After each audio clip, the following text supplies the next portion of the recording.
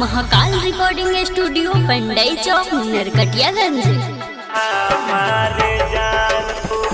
Music by Nirbhay Raj Chakia.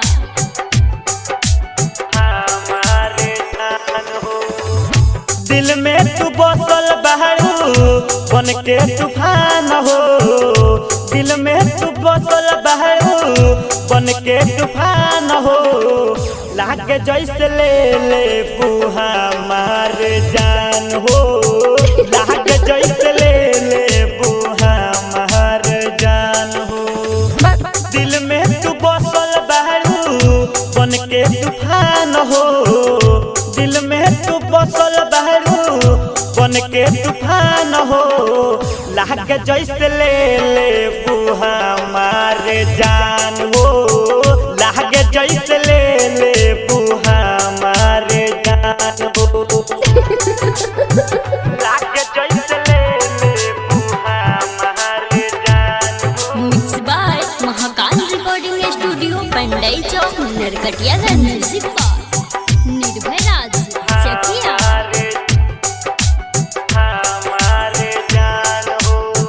कारी कारी अखिया लागे मीठा मुस्कान हो।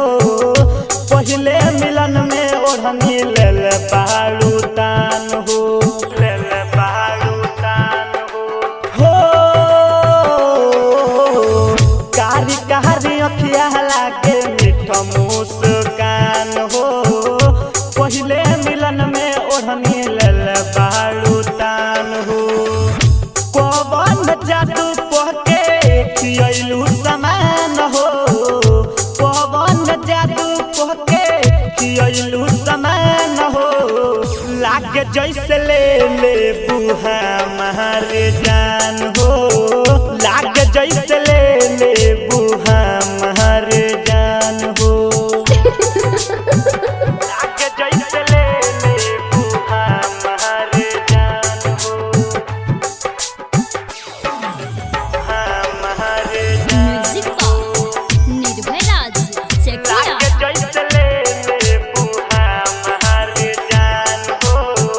देखते ही रानी तोहके चंदाला जाला, वह जब हवा ओढ़नी उड़ी चली जाला, उड़ी चली जाला हो।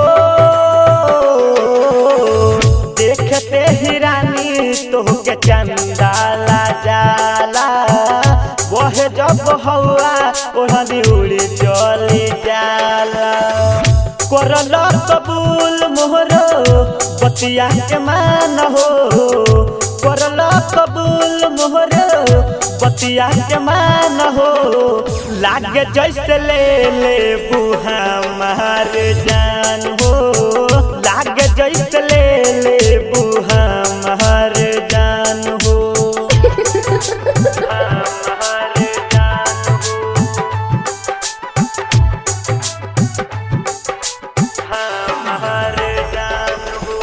Music by Nirbhay Raj Chakia. By Mahakal recording studio Pandai चौक नरकटियागंज। बनल भगवान बारे तोहके रची रच के, बेचू बेदर्दी से रानी रहिया तू बच के, रहिया तू बच के। हाँ बनल भगवान बारे तोहके रची रच के, बेचू बेदर्दी से रानी रहिया तू बच के। सिंगर सब दीवाना मनले भगवान हो, सिंगर सब दीवाना मनले भगवान हो। लागे जैसे ले